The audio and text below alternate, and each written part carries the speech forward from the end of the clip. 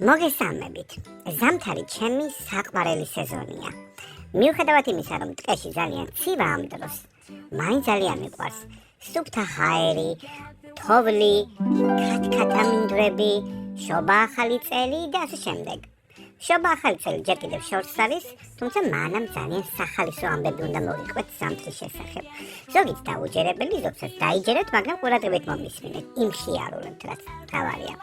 მოკლედ, იცოდით, რომ პოლარული დათვები თბილად თურმე იმიტომ არიან ზამთარში, რომ თმა გამჭვირვალე აქვთ და ქვეშ სქელი ცხიმის ფენით არის დაფარული კანი.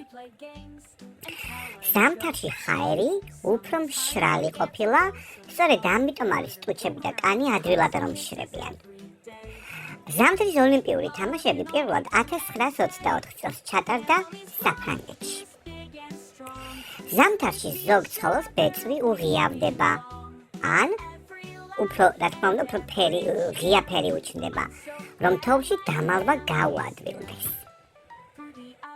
იცოდი, რომ ზამთარში შეიძლება თქვენი ნათქვამი სიტყვაც კი გაიყინოს? დაუჯერებელია, რა თქმა უნდა, ამას რეალურად ვერ ნახავ, მაგრამ სიცივე ნამდვილად ამცირებს ხმის გავრცელებას. თოვლის სუნიც არსებობსო, თურმე ამბობენ მეცნიერები. თურმე ცივი ჰაერი სუფთა და განსაკუთრებულ სურნელს ატარებს. არ ვიცი, მე არ მიგზნია, თუმცა ამ მეცნიერებისაც რაც გაიგებ. თოვლის ფანტელები და გუნდაობა დარწმუნებული ვარ ძალიან ბევრ თქვენგანს გიყვართ.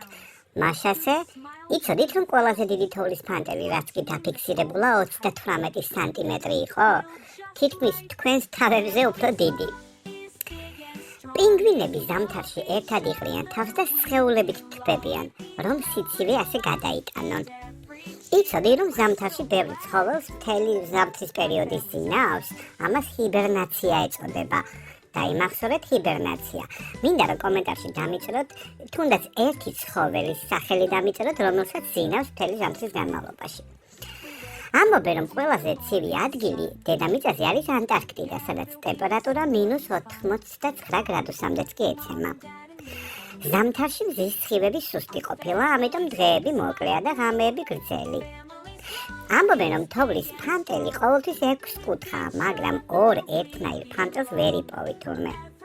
ზამთარში ზოგ ქვეყანაში ტარდება ყინულისა და თოვლის ფესტივალები, სადაც აკეთებენ დიდ ქანდაკებებს, თქვენ წარმოიდგინეთ ყინულებით.